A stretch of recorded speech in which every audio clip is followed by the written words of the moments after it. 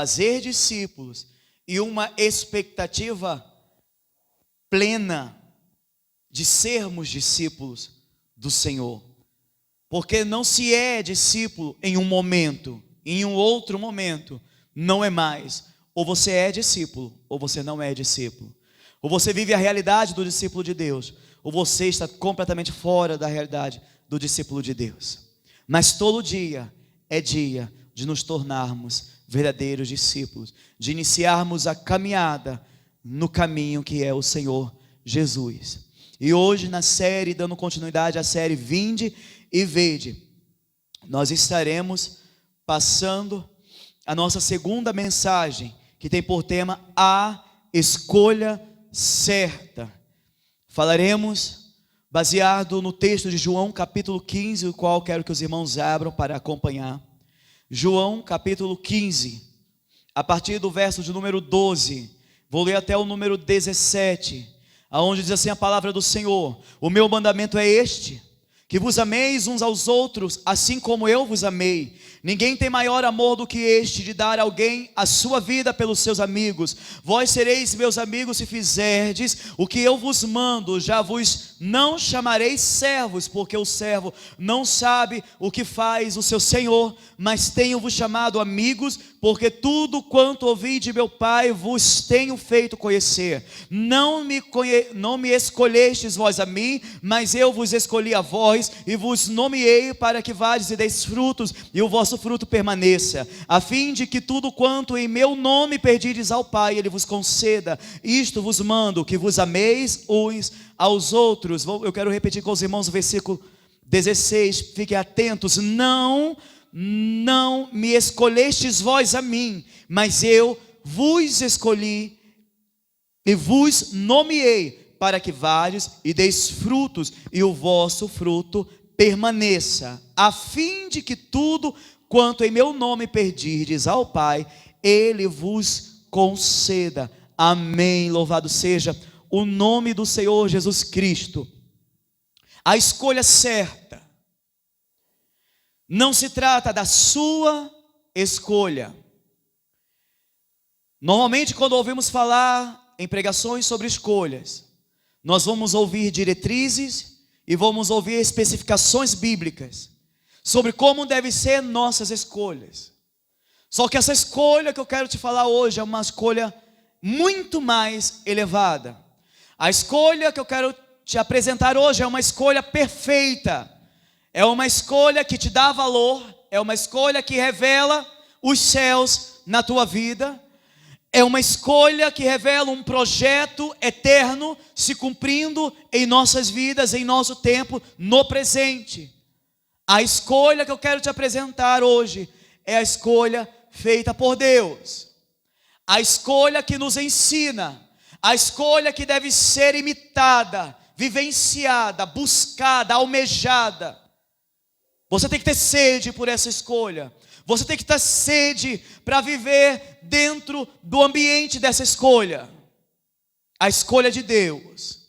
A escolha que Deus fez em relação a mim, em relação a você, em relação a todos aqueles que Ele diz que ainda não estão no rebanho dEle, mas que fazem parte do rebanho dEle, como Ele declarou na sua palavra. Hoje nós estamos aqui ouvindo a palavra, porque nós fazemos parte de um propósito, de um plano eterno. Nós estamos ouvindo, nós estamos adorando, sentindo a presença do Espírito Santo, porque Ele escolheu algo, e a sua escolha é perfeita.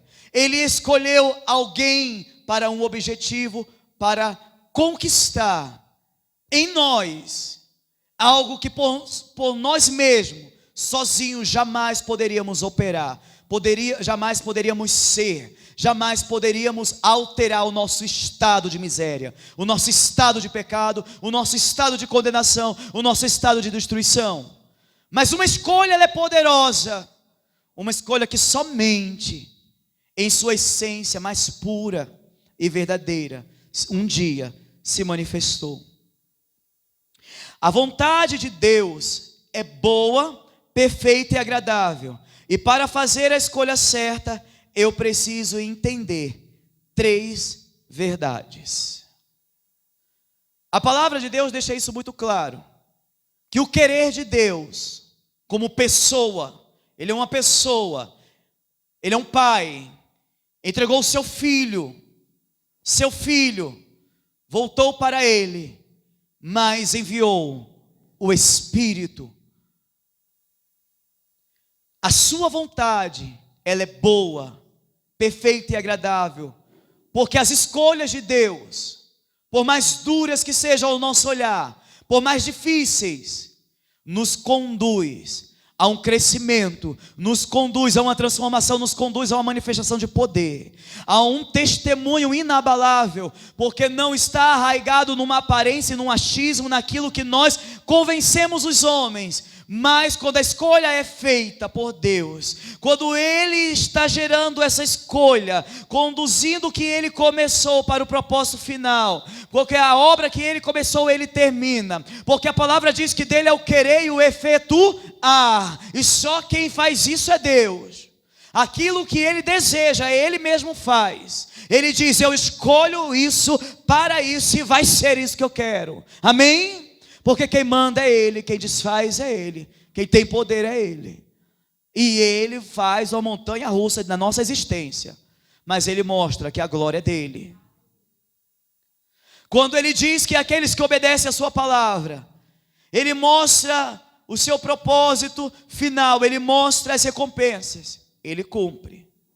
Mas Ele também glorifica o nome dEle quando Ele mostra o caminho contrário quando é escolhido. Quais são as consequências? Ao cumprir as consequências do caminho contrário, Ele também está sendo glorificado. O Senhor será glorificado quando o inferno, quando a morte, Satanás, for lançado no lado de fogo. O Senhor será glorificado. O Senhor será glorificado quando no momento do grande tribunal, cada um estiver na frente dele, recebendo a sentença, ouvindo da boca do Senhor, vinde bendito do meu Pai, ou afasta-te de mim.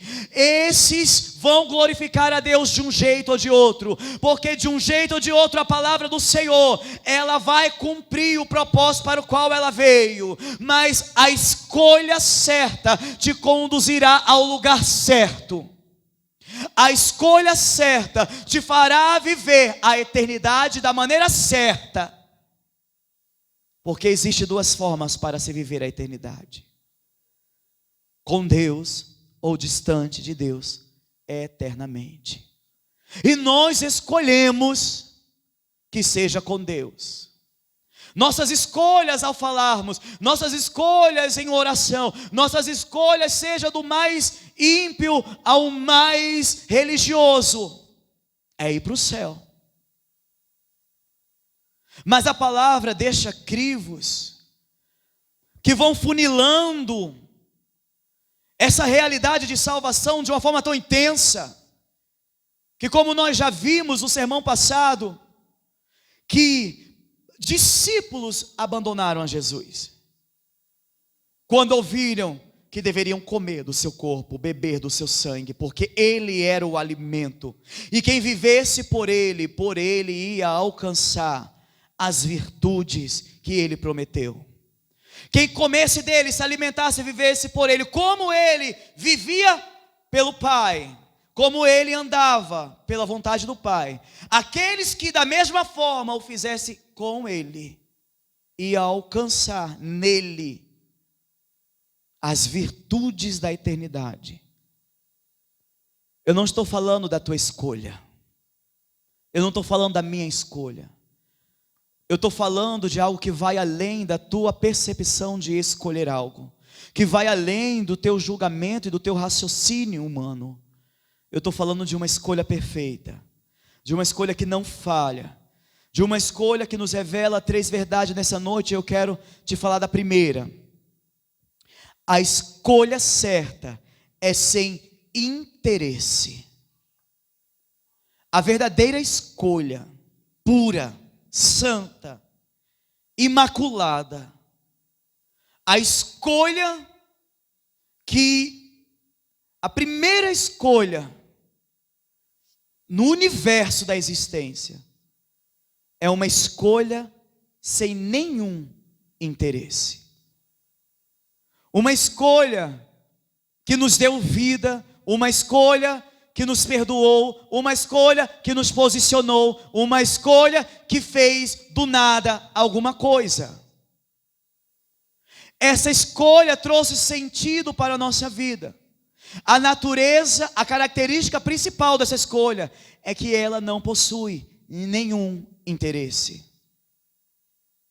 Quando nós vamos em Efésios 2:1, a palavra diz: e vos vivificou, estando vós mortos em ofensas e pecados. Quando o Senhor Jesus nos amou nós como defuntos, como pessoas mortas, mortos que não têm impulso para amar, que não têm impulso para fazer o que é bom, que não têm impulso para realizar nenhum tipo de escolha. Morto não escolhe nada. Mas uma graça tão sublime, um amor incompreensível, um amor que pode ser sentido, que pode ser experimentado, mas ninguém pode descrevê-lo. Esse amor nos alcançou, esse amor nos vivificou, nos ressuscitou, trouxe da morte para a vida. Ele nos escolheu. Dentro do contexto da palavra que nós estamos lendo, no versículo 16, quando ele diz: não me escolhestes vós a mim, mas eu vos escolhi. Parece apenas uma questão de eleição, que é, claro que é. Ele nos elegeu, Ele nos predestinou, sim, não tem para onde fugir. A palavra diz que antes do mundo ser criado, Ele já nos conhecia, Ele já tinha nos escolhido. Mas isso não significa que isso é um mecanismo frio, calculista, uma fábrica da existência celestial, produzindo pessoas salvas. Não é isso. A escolha de Deus se baseia na palavra que diz que a vontade de Deus é que todos sejam salvos. Porque Ele amou o mundo de tal maneira que deu seu único filho. Deus ama a sua criação. Deus ama tudo que Ele gerou. E por Ele, tudo que Ele fez poderia estar com Ele. Mas essa escolha é algo muito profundo. E para te fazer entender, você precisa tirar todo o raciocínio religioso e mecânico para substituir por algo que se chama realidade do dia a dia. Você tem que olhar para aquele que criou todo o universo como um amigo. Você tem que olhar para um relacionamento de mestre e servo como um relacionamento de amizade. Porque ele, dentro do contexto de João capítulo 15, que o assunto principal é o relacionamento, é a relação entre mestre e servo. O Senhor traz a realidade mestre e servo para uma profundidade de intimidade de amigo. Quando Ele declara que não nos chama como seus discípulos, Ele não nos chama mais de servo, mas a realidade do discipulado ganhou um nível mais profundo. Ele nos chama de amigos, e a base dessa amizade não é uma base de coleguismo, não é uma base de irresponsabilidade, não é uma base de incoerência. A base dessa amizade é um amor verdadeiro em obediência à sua palavra.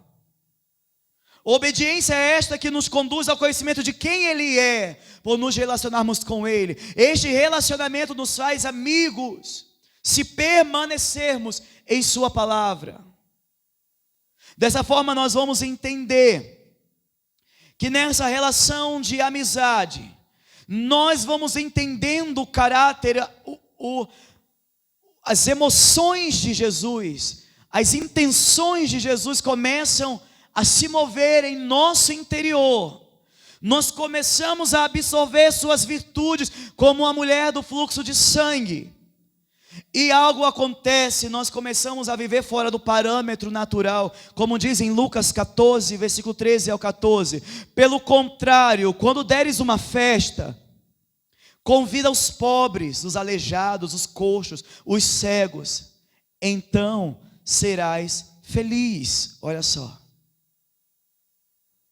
Quer ser feliz? Convida pobres, aleijados, coxos, cegos. O que significa isso? Não significa, então para mim ser feliz na minha vida eu vou fazer uma festa amanhã. Vou convidar todo aleijado que eu encontrar na rua, vou convidar todo pobre que eu encontrar, vou convidar... Cuidado. Isso aqui é uma essência do que Jesus está nos ensinando. Jesus está revelando uma essência. E essa essência é escolhas certas sem interesse. Quer escolher a pessoa certa para você pregar o evangelho? Escolha a menos digna do seu raciocínio. Escolha aquela que nada poderia te oferecer, ou que pode te oferecer, nada pode te oferecer, que nada pode corresponder, seja em que aspecto for, seja em um obrigado. Escolha aquela pedra bruta que dela não emana nada. E Deus diz: você será feliz. Escolha orar, pagar um preço por aquele que não pode lhe corresponder. Talvez porque esteja num estado de pecado e cegueira, e naturalmente por estar morto, não pode lhe corresponder, mas Jesus fez isso conosco. Mortos em nossos delitos e pecado, aqui estamos ouvindo a sua palavra de vida eterna. Precisamos investir com o parâmetro do pior investimento da terra. Precisamos investir naqueles ou em circunstâncias que nada podem nos oferecer. Porque seremos os mais felizes. Agora, por que seremos felizes? Bom, humanamente existe uma resposta que cientificamente foi descoberta recentemente. Existe um hormônio que há algum tempo já é bem conhecido, chamado ocitocina, que é conhecido como o hormônio da felicidade ou o hormônio do amor. Que ele, no momento em que uma gestante dá à luz, a ciência comprova que há uma explosão deste hormônio dentro da mulher para que ela se apaixone pelo seu filho de uma forma sobrenatural. Não dizem que pessoas até que passam uma gestação, mães que rejeitam, têm ódio, mas quando nasce se transforma, às vezes quer dar, abandonar, mas quando tem a criança, desiste de entregar naquele momento, porque naquele momento há uma liberação deste hormônio chamado ocitocina, que é um hormônio que não é um prazer qualquer, não é uma satisfação localizada, é existencial, é algo motivacional de Deus, é algo que te faz amar sem uma explicação aparente. E nós produzimos, todo ser humano produz esse hormônio. E a ciência, os estudos da neurociência, um artigo específico que eu estava lendo, depois que eu ouvi sobre esse hormônio, foi para a neurociência, que eu gosto muito das leituras da neurociência. Quando eu fui ler, há uma forma de nós produzirmos a ocitocina. E uma das formas de nós produzirmos é através de uma ação sem que haja interesse. Quando nós temos chamadas de ação desinteressada, por exemplo. Se você faz algo por alguém, você está passando na rua e você faz algo bom para alguém, que nem você sabe explicar, simplesmente você faz porque sente que tem que fazer. E você se sente naquele momento que obedeceu. Aquela sensação que você não sabe explicar é a ocitocina sendo liberada como uma chuva dentro do seu corpo. esse estudo, essa abordagem diz que esse hormônio, ele é liberado na pessoa quando faz essa ação, na pessoa que recebe, que é alvo dessa ação, de um amor sem interesse, de uma ação sem interesse, e também de pessoas que veem, que são testemunhas. Se você vê num vídeo, se você ver o testemunho de alguém, e você vê que aquela pessoa fez algo por outra, e aquilo te traz uma boa sensação, essa sensação boa, é esse hormônio sendo liberado sobre a sua vida, e esse hormônio combate depressão, combate ansiedade, combate os males emocionais que vemos na atualidade.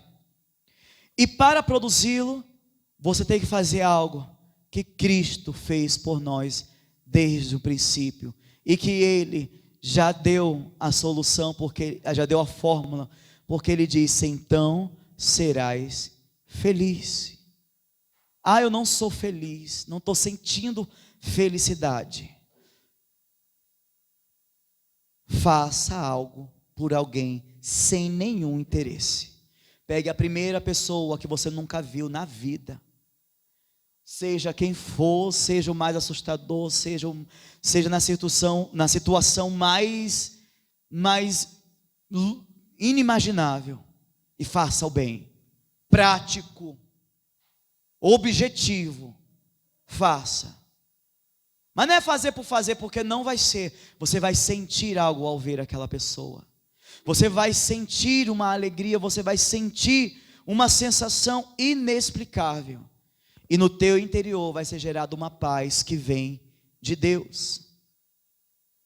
Estou te dando a maneira prática de exercer a escolha que foi feita pela nossa vida. Um investimento sem interesse. Porque Deus se interessou por mim? Porque Deus se interessou por você? Ou você nunca fez essa pergunta para Deus? Meu Deus, quem sou eu diante de um Deus tão santo, tão perfeito? Quem sou eu diante de tantos erros? E Deus nos escolheu, Deus nos chamou. E quando você vê lá no contexto, aonde mais à frente, Jesus vai falar sobre as consequências de amá-lo, as consequências de ser amigo dele, as consequências de conhecer a vontade dele e praticá-las, que é a correspondência do ódio do mundo. Você só poderá vencer o ódio que o mundo já tem configurado para a tua vida, se você não tiver interesse nenhum em recompensas nas circunstâncias, mas esperar a tua recompensa que vem dos céus, amém? A segunda verdade sobre a escolha certa, nós podemos identificar que a escolha certa traz um propósito de vida. Diz assim: vos designei para irdes e dardes fruto. A escolha que Jesus fez, uma escolha de gerar discípulos, de ensiná-los, é uma escolha de tirar, desconstruir mentiras, convicções, achismos e substituir por um propósito elevado, por uma missão impossível para o homem, mas possível diante daquele que primeiro nos escolheu. Ele nos escolheu para isso. Eu quero fazer uma pergunta para os irmãos. Se você tivesse a capacidade de resolver um problema no mundo, algo que você fala assim: se eu pudesse solucionar algo no mundo, seria isso. Pense rapidamente no que você solucionaria no mundo, um item que você mudaria, solucionaria isso. Exemplo, a fome. Eu tiraria do mundo a fome. Você pense em algo. E agora eu quero que você pense numa segunda coisa. Você já identificou na tua vida para que você nasceu? Ah, eu nasci para isso. O que é que na tua vida você já identificou que você nasceu para um determinado alvo, para executar, que é algo que você entende como um propósito que você tem. Eu nasci para isso. Eu nasci para jogar bola, eu nasci para cantar, eu nasci para ajudar, para ser um assistente social. Para que você nasceu? O que você sente? Isso aqui me faz feliz, isso me traz sentido de vida. Exatamente. Alguns identificam, outros não. Para os que já identificaram, o Senhor Jesus, Ele quer dar um ressignificado. Ele não quer tirar o sentido para o que você nasceu. Ele quer pegar esse sentido e dar um significado maior. Ele quer pegar esse sentido e elevar ao plano da eternidade. Ele quer trazer um alinhamento no propósito da tua vida com o propósito de Deus. E para aquele que não tem, que não encontrou, Ele quer dar esse propósito. Ele quer trazer esse propósito na tua vida. E esse propósito consiste em um processo de caminhada, em uma jornada, em uma aventura intensa, aonde há apedrejamento, aonde há provas, obstáculos, mas nós temos que ultrapassá-lo pelo poder e a capacidade do Senhor. E nesta caminhada nós vamos produzindo, mas produzindo o quê? O que nós vamos produzindo? E eu quero dar uma atenção para isso. Voltando para o contexto, sem o contexto, você não vai entender que frutos é esse que Deus espera. Que frutificar é esse? Nós temos uma mentalidade raquítica para entender o que é a expectativa do frutificar de Deus para nossas vidas. Mas nós vamos precisar voltar. E eu preciso fazer uma leitura dinâmica do versículo 1 do capítulo 15. Eu sou a videira verdadeira e meu pai é o lavrador. Toda vara em mim que não dá fruto, atira e limpa. Toda aquela que dá fruto para que dê mais fruto.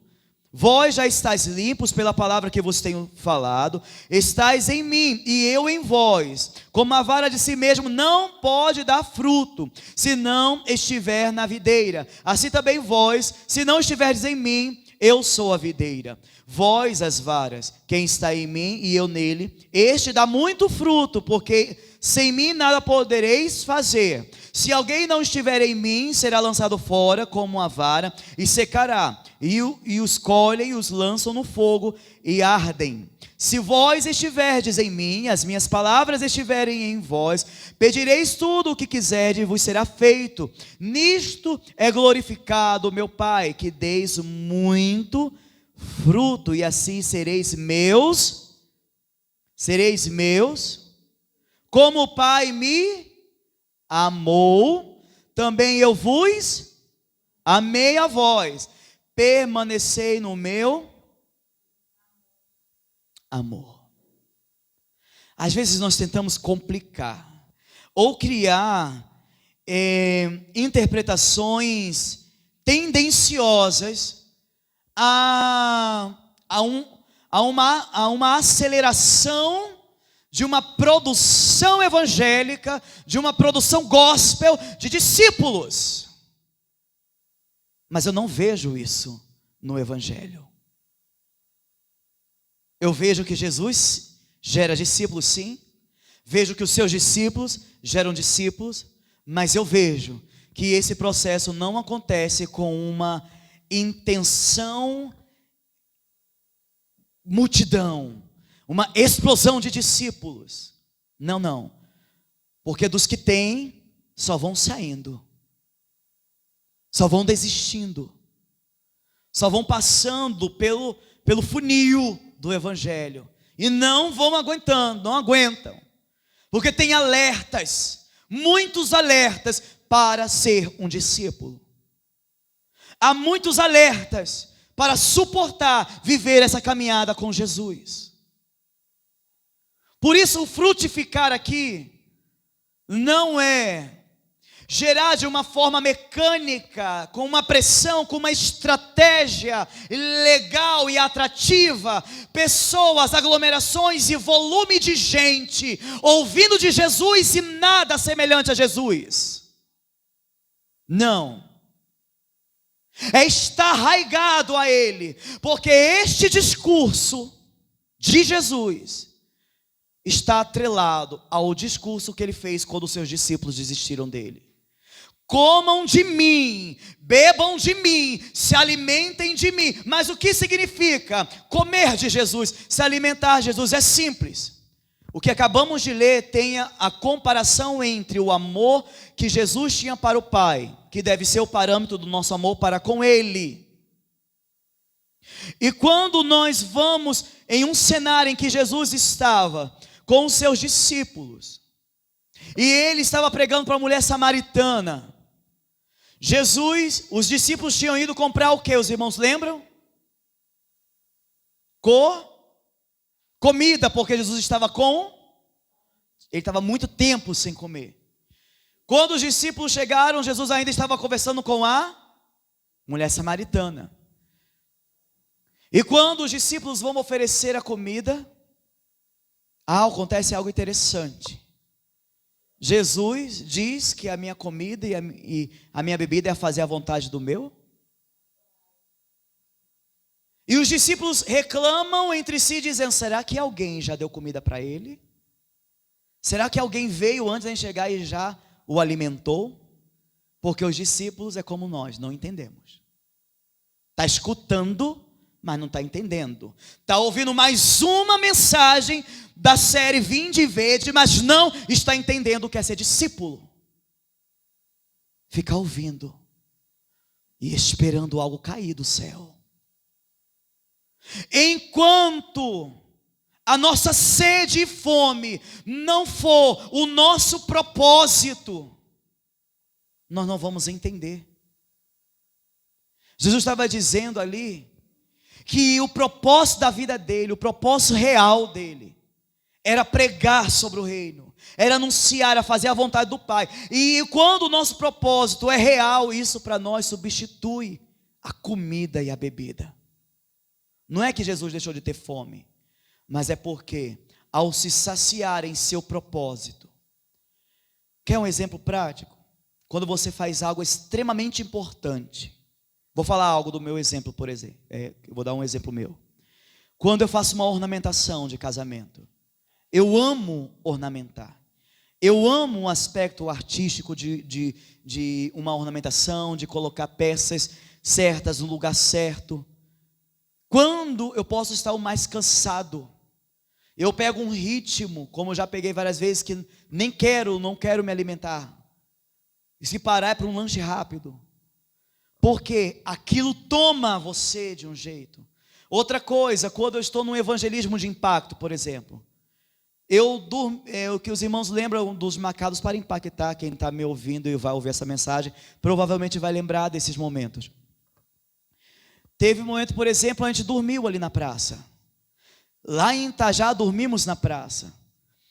Eu fico tão tomado pela pregação do evangelho, que comer, e olha que eu estou falando de algo que eu prezo muito, que é comer.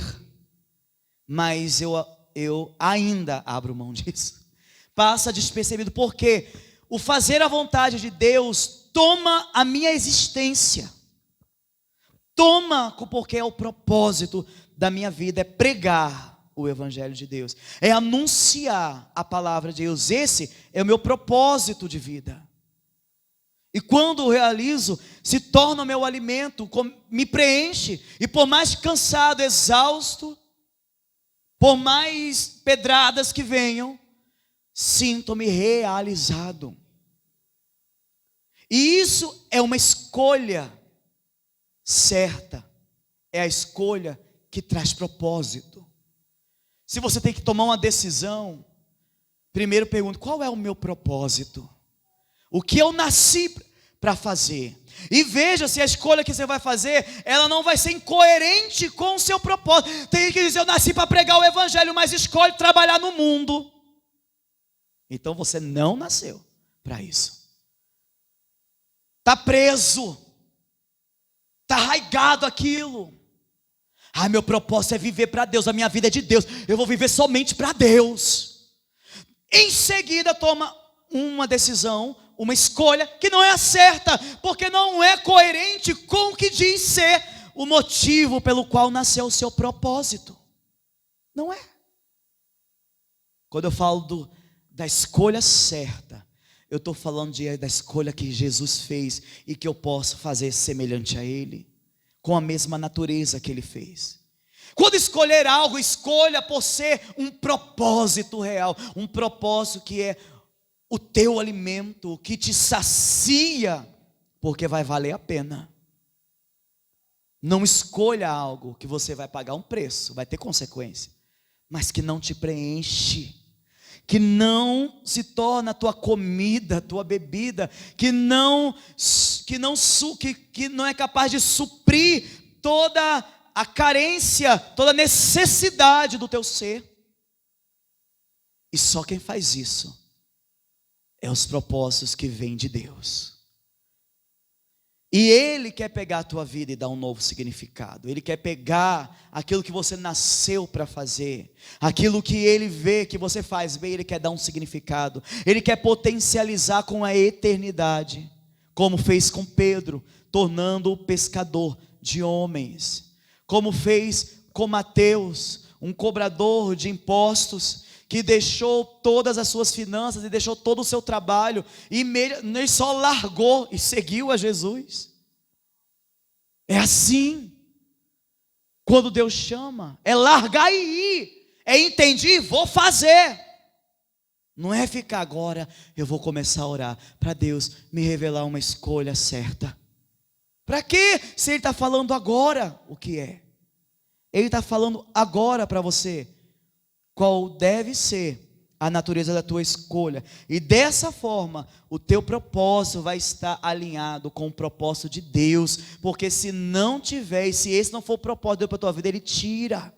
E Ele te dá outro.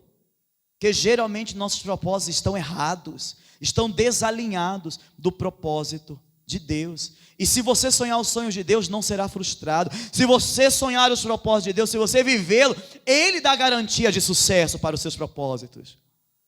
Mas se você viver expectativas pessoais, camuflando como vontade de Deus, vai ser apenas como aquele discípulo, como aquele seguidor de Jesus, que diz a palavra que caminhava à distância, nome não se sabe, mas que caminhava com uma capa, ele andava com uma capa, e de repente jogou a capa e saiu correndo. Sabe-se lá quem é aquela pessoa, sabe-se lá quem é aquele discípulo. Talvez esteja assim, caminhando com Jesus de uma forma descomprometida, à distância.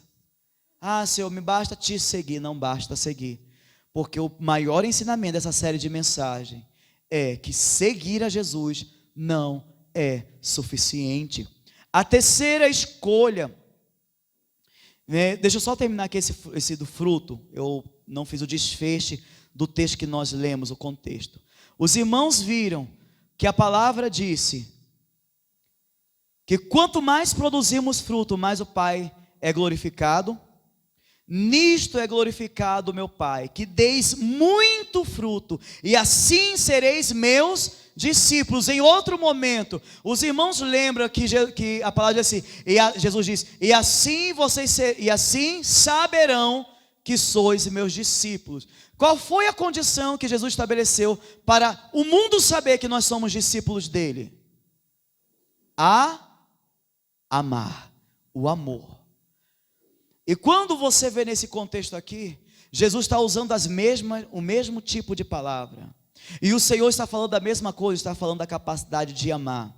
E se você vê o primeiro ponto que nós abordamos, o amor, sem esperar nada, que esse é o amor do Senhor. Se você vai seguindo, ele começa a falar de amizade. Se você vai lá para Pedro, você vai ver que tudo está ligado na Bíblia. Porque Jesus chega para Pedro, e depois que Pedro negou, Jesus ressuscitou, Jesus vai lá, Pedro, você me ama mais do que a estes? Pedro diz, eu gosto do Senhor. Pedro, tu me amas? Eu gosto do Senhor. Pedro, tu me amas? Tu sabes que eu te amo. E quando Jesus estava perguntando, ele estava respondendo que gostava de Jesus. Filéu, que é esse amor de amizade. Eu gosto do Senhor. Eu não te amo com todo o meu ser. O Senhor não é minha existência. O Senhor não é meu alimento. O Senhor não é tudo para mim. No primeiro momento em que o Senhor foi, eu fui pescar. Eu voltei a pescar. No momento que você fica desagradado, você diz, tudo Deus para mim é tudo, Deus para mim é o meu respirar, Deus é o meu viver, Deus é tudo para mim. Quando Ele exige o menor de você, você diz não. O que você entrega para Ele é quase nada. E ainda, na disposição, Deus tem que estar satisfeito com isso. Só que acontece que Ele não está, e que Ele exige mais. Pedro, tu me amas? Jesus só quer saber disso. Você pecou, você me traiu. Viu que eu disse que você... Não, Ele não quer fazer isso. Ele não quer te acusar, Ele não quer lembrar teu passado. Ele quer saber se até agora, essa caminhada, que você se diz discípulo, que você se diz amar a Deus, Ele quer saber se Ele se tornou o teu propósito. Se os propósitos dEle passaram a ser os seus. Era só o que Ele queria saber de Pedro. E Pedro disse, constrangido, a ficha caiu sobrenaturalmente, como um dia Pedro disse, tu és o Filho de Deus, e Jesus disse, isso aí não vem de você, isso aí foi o meu Pai que te revelou. No momento que ele estava sendo interrogado por Jesus, eu creio que a ficha caiu, mas caiu do céu dentro do coração dele. E ele parou e entendeu, verdade, durante todos esses 3 anos, eu não fui discípulo. Durante esses 3 anos, vendo, caminhando, eu não entendi, mas agora eu entendi. Para ser discípulo, eu tenho que amar como Ele me amou. Eu tenho que amar sem interesse. Eu não tenho que esperar mais nada. Eu tenho que me dedicar, amando como Jesus amou, cumprindo o seu propósito, pescando homens. Eu estou segurando uma rede, pescando peixe. Ele entendeu. Só que quando a gente traz para a prática, a pessoa diz, eu quero pregar o evangelho, agora eu quero ser um obreiro do Senhor, eu quero fazer a obra. Mas está arraigado num trabalho de 24 horas, se servindo como escravo, Deus enchendo de dons espirituais, fazendo escolhas, não consegue fazer escolhas para Deus, não consegue. Se atrelando a responsabilidade que nem existem, é que a pessoa cria e coloca como prioridade, porque em primeiro lugar não vem o reino de Deus e a justiça dele, e as demais coisas não podem ser acrescentadas porque elas estão em primeiro lugar. O que deveria ser uma consequência natural, que é o nosso terceiro ponto, a escolha certa nos faz desfrutar de suas bênçãos. A escolha certa é inevitável, a escolha certa, ela promove crescimento, ela promove um crescimento saudável, um desenvolvimento favorável. Se escolher o certo, você vai ver a mão de Deus. Se escolher o certo, você pode passar pela prova que for, você pode passar por um momento difícil, pelo vale, pelo monte, deserto, pelo mar, pelo fogo, pela água, mas você vai ver as bênçãos dele. Porque é diferente do que o mundo faz, do que nós fazemos, de colocar as coisas em primeiro lugar. Quando ele diz, não andeis ansiosos pelo que é a vez de comer, pelo que é a vez de vestir, porque o Senhor sabe que temos necessidade de tudo isso. Ele fala, busque em primeiro lugar o reino, a justiça de Deus. As demais coisas serão acrescentadas. Por que, Senhor, não está sendo acrescentado? Porque lá em Tiago diz que oramos, pedimos, mas não oramos como convém, pedimos errado. Pedimos para gastar em nossos prazeres e deleites. Por isso pedimos para Deus coisas, pedimos para Deus solução, mas não entendemos que nós somos a solução de Deus para esse mundo. Ele nos chamou, Ele nos escolheu para sermos a solução. Os missionários moravianos entenderam isso. 2 jovens, quando viram que numa ilha tinham escravos e aquele senhor não deixava ninguém entrar ali para evangelizar, mas eles pedindo a Deus: Senhor, nós queremos ser a resposta da nossa oração, ou seja, nós queremos ser a solução do que pedimos. Foi quando eles tiveram um insight celestial. Eles decidiram ligar para o dono daquela ilha, e se entregarem como escravo. Eles disseram: olha, nós queremos ser seus escravos. Eles tentaram uma vez pedindo, mas foi negado. Então nessa segunda eles se ofereceram como escravos. O homem alertou: mas olha, vocês não vão voltar mais, vocês não recebem nada além do alimento, nada além disso. E eles decidiram ir para nunca mais voltar como escravos, para poderem pregar para aquelas pessoas que ali estavam. Isso se chama propósito. E quando esse propósito acontece, frutifica, e as bênçãos de Deus vêm. Aí você pergunta: como é que numa ilha, no meio de escravos, bênçãos vão ver? Só sabe quem está recebendo. Porque essas bênçãos são, irmãos, a abertura dos céus. E se sentir realizado não no aspecto humano e temporal, passageiro, mas sentir a eternidade vivendo em você, você nela, é viver uma plenitude, é viver uma satisfação, uma alegria tão grande, é você não ter palavras para expressar tão grande alegria, tão grande satisfação, incomparável. Mas para nós parece louco deixar uma pessoa, deixar uma circunstância, deixar coisas por Jesus. Sabe por quê? Porque o evangelho que nós criamos, o Deus, o ídolo que a gente cria no nosso coração, ele se submete aos nossos achismos e às nossas intenções. Mas o Deus que estabelece a sua vontade, que é boa, perfeita e agradável, que ele nos ensina a forma como deve acontecer. Ele diz que não é assim.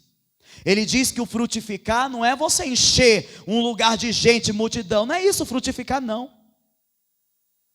O frutificar é gerar o amor de Deus verdadeiro.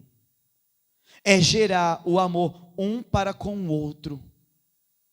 Eu sou pastor e tenho toda a autoridade do meu rebanho diante do Senhor para orientá-lo, para puxar a orelha dele, para guiá-lo e para reconhecer que diante da profunda palavra que pregamos, do poder que testemunhamos, o amor que o Senhor diz aqui ainda está em falta. Esse amor que tem que produzir está faltando. E às vezes nós queremos atos heróicos, atos abrangentes, se eu não descobrir o que é ser discípulo, se eu não estou preparado para amar sem interesse, ser como Jesus, na expectativa de olhar para as pessoas com única disposição, sou capaz de abrir mão da minha própria vida para que essa pessoa conheça Jesus, para que essas pessoas sintam o ardente, intenso amor do Senhor. Não sou capaz disso. E nós estamos falando de ser discípulo, não estamos falando de fazer parte da multidão. Viver as bênçãos do Senhor é totalmente diferente do que na sociedade tem pregado hoje em dia. As bênçãos que o mundo fala hoje são as bênçãos que roubam a nossa comunhão. Quer ver? A pessoa precisava de cura. Nós temos muitos exemplos e bem famosos em nosso meio, os irmãos sabem bem disso. Pessoas com doenças incuráveis tiveram sua doença curada. Qual é a correspondência para Deus? 0. Destruição, drogas, prostituição, tudo que não presta, escândalo. Estamos pregando o evangelho. Deus nos abençoa, Deus te dá oportunidade. O que vem em seguida escândalo, morte espiritual. Recebeu aquilo que queria, chorou, dobrou o joelho. Quando recebeu, descansou, não busca mais. Morte espiritual. As bênçãos da percepção do mundo roubam a nossa comunhão, mas não são bênçãos. As bênçãos que está nessa escolha certa não é essas bênçãos, é a bênção que diz o Salmo: tudo o que você faz prospera. E essa prosperidade não é uma máquina de dinheiro. Essa prosperidade é que as coisas fluem, elas têm um ambiente saudável. Você prega e dali algo bom vai acontecendo, vai sendo gerado, pessoas vão amando mais a Deus, pessoas vão se voltando para Jesus, pessoas querem mudar o seu caráter, querem abandonar. Essa mudança, essa coisa maravilhosa, é isso que se chama bênção. Isso são bênçãos. Só o que é bênção a gente chama de frutos. A gente acha que o fruto, ganhei uma pessoa para Cristo, é o fruto, meu fruto. Onde você encontra essa interpretação? Onde? Nós temos que gerar frutos. É o caráter de Cristo, é o amor, é a misericórdia, é a capacidade de perdoar, é a mansidão, é a gentileza, é a humildade de Cristo. Isso são frutos. E a bênção vem quando você vê a realidade da sua promessa. Quando os discípulos se depararam com aquele sermão duro de Jesus, os que ficaram perguntaram: Senhor, mas nós abandonamos tudo, e nós? Ele começa a falar: olha, vocês, aqueles que abandonaram pai, mãe, casa, tudo, receberá no tempo presente 100 vezes mais, e na glória, no porvir, a vida eterna. É muito claro, é muito objetivo. Tem gente que pega as questões de fé e fica espiritualizando, transformando numa coisa esotérica. Eu amo a Jesus. Eu sirvo a Jesus, eu amo o próximo. Só que isso não existe. Quando você vai lá para Tiago, que coloca o pé no chão e começa a falar: tu ama, você faz isso? Cadê tuas obras? Aí agora sim, para um padrão de qualidade, pelos seus frutos os conhecereis. Pelos seus frutos, o que eles produzem em caráter, estilo de vida, em resultado. E não é para ficar de lenga-lenga, manhinha, milindrozinho, chorinho.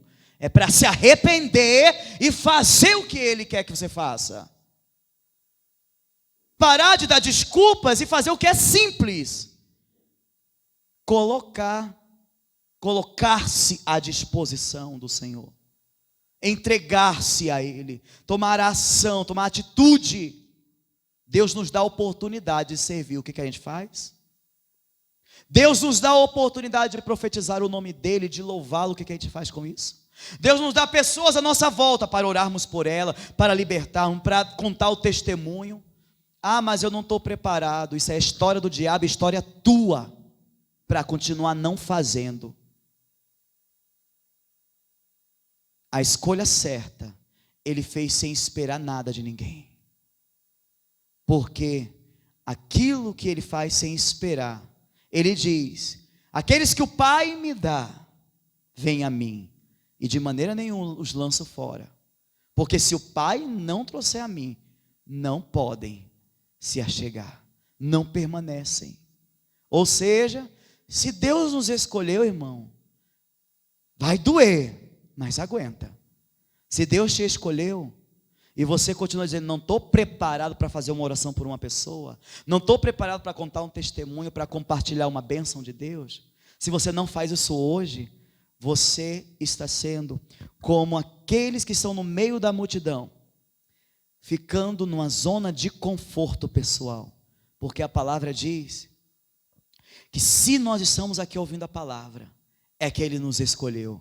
Se Ele já nos escolheu, Ele já nos capacitou. E eu posso dizer, deste rebanho eu posso dizer, não existe discipulado mais intenso que é o do dia a dia. O que a gente vê Deus fazendo, o que a gente vive na prática, o que a gente experimenta do testemunho vivo. Amém? Louvado seja o nome do Senhor Jesus Cristo. Então vamos fazer a escolha certa da maneira que Jesus fez. Essa escolha foi o próprio Deus que fez, e é por ela que iremos viver. É através dessa escolha que vamos alinhar as nossas escolhas a partir de hoje, na presença do Senhor. A palavra de diz que enquanto eu não sabia, eu não tinha ouvido, não foi instruído, não era culpado. Mas desde o momento que eu estou escutando cada palavra, cada ensinamento, eu me torno culpado diante das palavras que eu escuto. E tem a ver com a nossa próxima mensagem. Já deu uma palhinha da próxima mensagem. Vamos ficar de pé em nome de Jesus para orarmos.